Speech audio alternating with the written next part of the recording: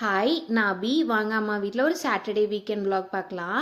காலையில் எழுந்திரிச்சோன்னே கொஞ்சம் பாதாம் சாப்பிட்டுட்டு ஒரு டம்ளர் டீ குடிச்சிக்கிட்டேன்.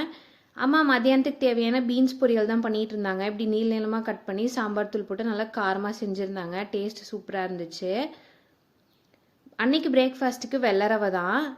ரவையை இது மாதிரி முன்னாடியே வறுத்துட்டு எண்ணெய் இல்லை நெய்யில் வறுத்துட்டு போடும்போது கட்டி எதுவும் சேராதுன்னு சொல்லியிருந்தாங்க. நீங்களும் ட்ரை பண்ணி பாருங்கள். அப்படியே சுட சுட பிரேக்ஃபாஸ்ட்டு சாப்பிட்டு முடிச்சுட்டு குழம்பு நானே செஞ்சுக்கிறேன்னு சொல்லியிருந்தேன். பட் ஆனால் என்ன குழம்பு செய்கிறதுன்னு தான் தெரில. இந்த மாதிரி டைமில் பாசிப்பயிறு குழம்பு செஞ்சிடலாம். ஏன்னா எல்லாத்தையும் ஒரே குக்கரில் போட்டு 4லேருந்து 5 விசில் விட்டு எடுத்தோம்னா குழம்பு ரெடி ஆயிரும். அதுக்கப்புறம் தாளிச்சா வேலை முடிஞ்சு. அப்படியே குழம்பையும் தாளித்து விட்டுட்டு கொஞ்சம் பசிக்கிற மாதிரி இருந்துச்சுன்னு ஒரே ஒரு வாழைப்பழம் மட்டும் சாப்பிட்டுக்கிட்டேன். அப்படியே டிவியில் பண்ணாரி அம்மன் படம் போட்டிருந்தாங்க. அதை பார்த்துட்டு லஞ்சும் ரெடி ஆயிடுச்சு. அப்படியே திருப்தியாக ஒரு ஃபுல் மீல்ஸ் மாதிரி சாப்பிட்டாச்சு. ப்ரெக்னென்சி டைமில் உளுந்து கஞ்சி குடிக்கிறது ரொம்ப நல்லதுன்னு சொல்லியிருந்தாங்கன்னு சொல்லி தான் இதை அரைச்சி வச்சுருந்தேன், உளுந்து கஞ்சி பவுடரை. அதை அப்படியே ஒரு கண்டெய்னரில் மாற்றி வச்சிட்டேன். டேஸ்ட்டும் சூப்பராக இருந்துச்சு. ட்ரை பண்ணி பார்த்தேன். இப்படி தான் என் டே போச்சு. தேங்க்யூ ஃபார் வாட்சிங்.